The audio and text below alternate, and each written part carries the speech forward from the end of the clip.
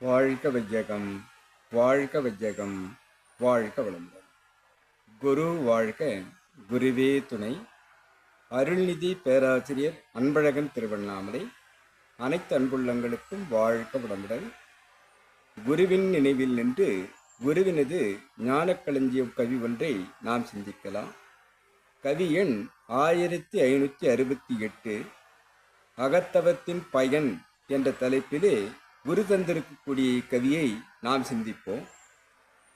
இறைநிலைக்கும் மனநிலைக்கும் இடையே உள்ள உயிரை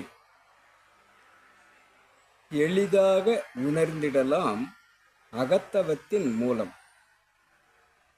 எளிதாக உணர்ந்திடலாம் அகத்தவத்தின் மூலம்.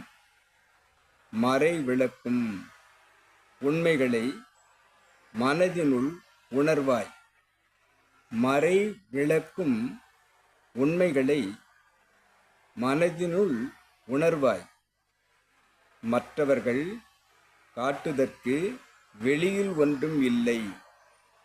மற்றவர்கள் காட்டுதற்கு வெளியில் ஒன்றும் இல்லை.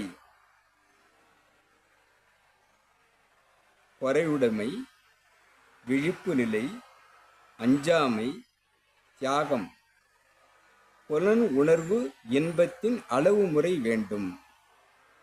பொறையுடைமை வேண்டும், விழிப்பு நிலை வேண்டும், அஞ்சாமை இருக்க வேண்டும், தியாகசீலராக இருக்க வேண்டும். அவ்வாறு இருப்பவர்கள் புலன் உணர்வில் அளவு முறை காப்பவராக இருந்தால் இந்த இறை உணர்வு, மனநிலை இவை இரண்டையும் கொண்டு உயிரை உணர்ந்து அதற்கு மூலமான இறையை உணர்வதற்கு சாத்தியக்கூறு இருக்கிறது என்பதை குரு அவர்கள் குறிப்பிடுகிறார். நிறைவு பெற முடிவு எடுத்து வழுவாது ஆற்றி. நிறைவான, அனைத்துக்கும் நிறைவாக இருக்கக்கூடிய, அனைத்துக்கும் மூலமாக இருக்கக்கூடிய, முழுமுறு பொருளாக இருக்கக்கூடிய அந்த இறையை உணர்வதற்கு இவை அத்தனையும் வழுவாது ஆற்றி. இந்த செயல்பாடுகள் அத்தனையும் ஒரு மனிதன் ஆற்ற வேண்டும். அவ்வாறு ஆற்றினால் நேர்மையுடன் வாழ,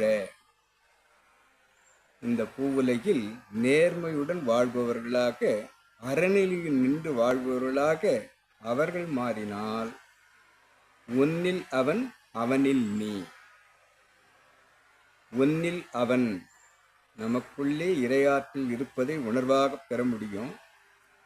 இறையாற்றுக்குள்ளுதான் நாம் வாழ்ந்து கொண்டிருக்கிறோம் என்று புரிந்து கொள்ள முடியும்.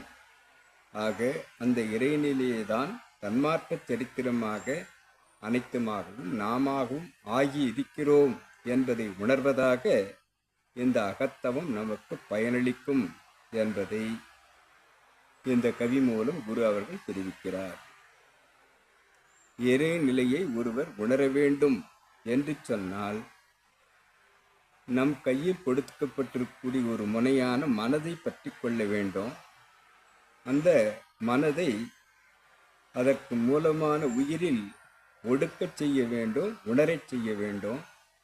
அவ்வாறு உணர்ந்த மனமும் உயிரும் அறிவார்த்தமாக செயல்பட அறிவில் பயணிக்க வேண்டும். இந்த ஆறாவது அறிவில் உடல் தாண்டி பயணிக்கும் அறிவாக மாற்றி முற்றறிவாக, பேரறிவாக, முழுமுதற் அறிவாக நம்முள் இருக்கக்கூடிய இந்த அறிவை அனுமான அழிவாக நாம் மாற்ற வேண்டும். அவ்வாறு மாற்றும்போது எளிதாக உணர்ந்திடலாம் அகத்தவத்தின் மூலம் இந்த இறை உணர்வை. மறை விளங்கும், மறைபொருளான அந்த இறைவன் நமக்குள் விளங்கும் அந்த உண்மைகளை மனதுக்குள் உள் உணர்வாக நாம் உணர்ந்து கொள்ள சாத்தியக்கூறு இருக்கிறது. மற்றவர்களுக்கு இதை காட்டுவதற்கு ஒரு விளக்கமும் இல்லை. அவர்கள் விளங்கிக் கொள்ள வேண்டும் என்று சொன்னால் அவர்கள் அகத்தவம் ஏற்று அவர்கள் ஆழ்ந்து சென்று ஆழ்மன தியானத்தில் அவர்களுக்குள்ளே உணர்ந்து கொள்ளலாமே தவிர அவர்களுக்கு நாம் காட்டி இதுதான் அது என்று சொல்வதற்கு வெளியில் ஏதும் இல்லை. மற்றவர்கள் காட்டுவதற்கு வெளியில் ஒன்றும் இல்லை என்று குறிப்பிடுகிறார். இவ்வாறு ஒருவர் உணர்வு பெற வேண்டும் என்று சொன்னால் பொறைவுடைமை சினம் தவிர்த்த அந்த பொறுமை நிலையில் அவர் இருக்க வேண்டும். அறிவின் விழிப்பு நிலையில் அவர் செயல்பாடுகள் இருக்க வேண்டும். தைரியமாக அஞ்சாத நிலை இருக்க வேண்டும். அவர் தியாகசீலராக இருக்க வேண்டும். இவ்வாறு மாறிய ஒருவர் புலன் உணர்வில் புலன்களை அளவு முறையாக காத்து கொள்வராக ஒரு செய்யுளில் குரு கூறும்போது வென்றிடுவாய் புலனைந்தும் வெற்றியே என்று குறிப்பிடுவார். புலன்களை வெற்றி கொள்வதாக அந்த நிறைவு மனப்பான்மை கொண்டவராக இருத்தல் வேண்டும். இவை அத்தனையும் வழுவாது ஆற்றி நெறிமுறையில் செயல்பாடுகளை செய்பவராக தன்னை மாற்றிக்கொண்ட ஒருவர் நேர்மையுடன் வாழ இந்த உலகத்தில் எத்தனிக்கும் போது அவருக்குள் இறைவனுக்குள் அவர் இருப்பதாக உணரக்கூடிய சாத்தியக்கூறு அகத்தவத்தில் இருக்கிறது. இதுதான் அகத்தவத்தின் பயன் என்று குறிப்பிடும் இக்கவியை இன்றைக்கு நாம் சிந்திக்கலாம். கவி தந்த குருவுக்கும் என்னுள் இறை விளக்கத்தை ஏற்படுத்திய இந்த இறைநிலைக்கும் இதுகாரும் செய்மடுத்த அனைத்து அன்பு உள்ளங்களுக்கும் நன்றி நன்றி நன்றி.